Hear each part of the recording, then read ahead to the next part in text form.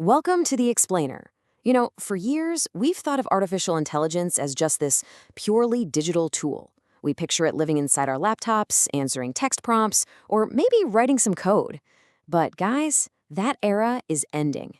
AI is stepping completely out of the digital realm, and it's becoming a physical, world-altering force. It's happening right now. So let's dive into this and see exactly how intelligence is bleeding out into our physical reality. To really wrap our heads around this shift, we need to ask ourselves a pretty crazy question. What happens when AI actually steps out of the library and looks at the real world? The CEO of Planet, Will Marshall, has this brilliant analogy to describe where AI is at right now. He compares today's massive language models to a super genius stuck inside a library. Like, it's read absolutely every book, it knows all the theory, but it's never once looked out a window to see what's actually happening outside. Well, today, we're going to open that window. So here's our roadmap for today. We're going to cover large Earth models, data centers in space, the AI brain drain, AI corporate personhood, and finally, the open weight race. Part 1. Large Earth models. AI opens its eyes. So what happens when AI actually opens its eyes? The contrast here is fascinating. Large language models, or LLMs, are phenomenal at human text and abstract theory, right? But they're completely isolated from reality. Enter large Earth models, or LEMs. These integrate massive amounts of physical sensor data. By combining satellite imagery with AI, you can ask the model actual, physical, real-world questions. Think about how wild that is for a second. A farmer could essentially have a conversation with an AI about how to improve their crop yield, and the AI is basing its answers on yesterday's physical soil data from their exact backyard. Or imagine an emergency response team tracking the precise physical reality of a flood as it's literally happening. Now, to pull this off, you need data, a staggering amount of physical data. The company Planet currently has 3,000 images for every single point on Earth's landmass, collected daily over the last decade. To put that into perspective, it's like taking a photo of your front yard every single day for 10 years straight. They're effectively indexing the physical Earth exactly the way Google indexed the internet. And all those 3,000 images per location? They add up to 150 petabytes historical archive of real-world physical changes. 150 petabytes. That is roughly the equivalent of sitting down and watching high-definition video 24/7 for over 40,000 years. There is literally no way for humans to sift through that ocean of satellite imagery. AI is the only key that can unlock this latent planetary-scale intelligence. So the absolutely crucial point here is what we do with all this data. First, they tokenize the Earth. Think of this as translating physical objects like forests, rivers, buildings, into a digital language that the AI can actually read.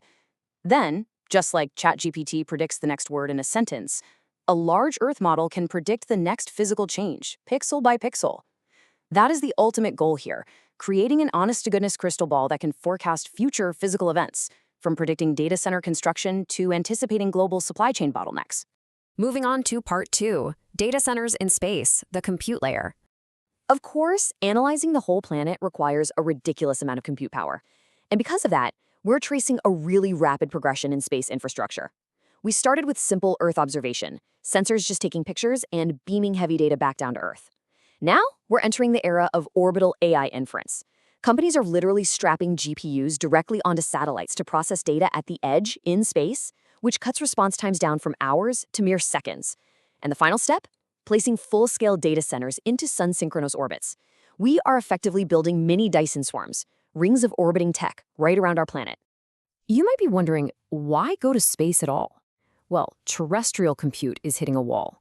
Earthbound data centers are essentially giant, noisy heaters. They chew up prime real estate and guzzle community water supplies just to keep the servers from melting down. Orbital compute, like Google's early project Suncatcher experiments, completely solves this. In space, you've got abundant 24/7 solar energy. You can use radiative cooling just by pointing your heat sinks toward the deep freeze of space, and, crucially, zero impact on the Earth's biosphere. And this brings us to an incredibly profound realization about the economics of AI. To quote the source material directly, whilst everyone apart from SpaceX has to pay the SpaceX launch tax, everyone apart from NVIDIA has to pay the NVIDIA tax. What this means is that the ultimate winner of the space infrastructure race isn't just about who has the cheapest rocket, it's about who achieves the most efficient AI inference per watt. Whoever builds the most energy-efficient AI chips basically holds the keys to the future of space infrastructure. Compute efficiency is the ultimate bottleneck. Part 3. The AI brain drain, the talent mare. Okay, let's zoom out from the hardware for a second and look at the humans actually building all this. We are currently watching an unprecedented talent war unfold. Legendary researchers are voting with their feet. Noam Shazir, the lead author of the massive breakthrough transformer paper, left Google for OpenAI. Nobel laureate John Jumper recently left Google DeepMind for Anthropic. Why? Because the top minds in the world want raw, unfettered access to the absolute frontier models and the massive compute power behind them. They want to be in the room where recursive self-improvement happens, that sci-fi moment where AI becomes smart enough to build even smarter AI. Part 4. AI corporate personhood, the legal layer. As this intelligence grows, it's inevitably going to collide with human society. The problem is our legal systems are entirely human-centric. They are completely unprepared for non-human agentic intelligence. Recently, Argentina's president Javier Milei proposed a pretty radical idea, creating a legal entity for AI. The argument here is simple and honestly very provocative. He says, better have the assets you can sue than the ghost in the machine. The idea is that giving an AI non-human corporate personhood actually creates necessary financial accountability. If an AI corporation wrongs you, well, you have a legal entity with actual bank accounts that you can take to court. But on the flip side of this intense debate, you have historian Yuval Harari, who completely disagrees. He warns, personhood lets humans hide behind a non-human shield. Harari's counterargument is that granting personhood to an AI is incredibly dangerous because it creates a massive legal loophole. It would allow the human creators to just escape moral and criminal accountability for whatever their machines do, basically leaving us ruled by entities that we literally cannot put in jail. So how on earth do we solve this? I mean, think about it. You can't exactly put an algorithm in handcuffs or pull it over and give it a speeding ticket. We're likely going to have to invent completely new machine-native sanctions.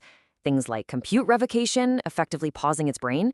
We could authorize asset seizure, heavily restrict its network and API access, or in extreme cases, enforce total containment or deletion. We have to figure out how to make the punishment fit a machine-native crime. Which brings us to part 5, the open weight race, the geopolitical layer. Let's pull back to our final widest lens. Why does all of this matter globally? Because cutting-edge, world-altering technology isn't just locked away in some Silicon Valley vault anymore. It's out in the wild. China's top AI lab recently released GLM 5.2. It's a massive 753 billion parameter model, and crucially, it is open weight. That means anyone can download it for free. What's absolutely staggering here is that across several reasoning benchmarks, this open-weight model is matching or occasionally even exceeding the performance of the top closed proprietary models from Western companies. You might be wondering, how are they catching up so incredibly fast? Well, the secret sauce is a technique called model distillation.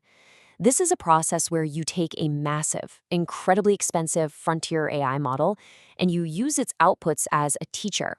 You then use that teacher to train a smaller, highly efficient student model. It's essentially like having a Michelin star master chef teach an apprentice how to cook a 5-star meal using just a microwave. It allows labs around the world to compress all the learnings of trillion-dollar tech giants into incredibly capable open models at just a fraction of the cost. And speaking of costs, let's look at the money for a second. Big tech hyperscalers are spending capital on AI infrastructure, buying up GPUs and building data centers significantly faster than they are generating operating cash flow from their AI products. They are literally spending money faster than they are making it. This means the entire build-out of this new planetary intelligence layer is effectively a giant bet. It relies heavily on continued, aggressive investor sentiment. If that money dries up, the whole explosion stalls. But here's the crazy part. While it's unbelievably expensive to train these models, it is becoming incredibly cheap to run them.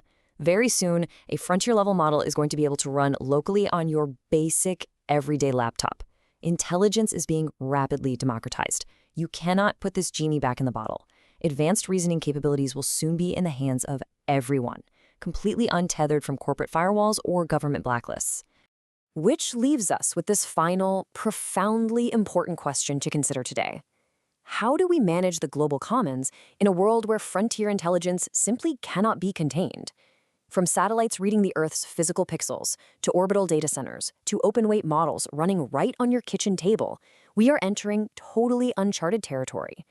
I really hope this explainer has helped you map out exactly what is happening right now as AI steps out of the digital realm. Thanks so much for exploring this with me today, and as always, keep questioning the future.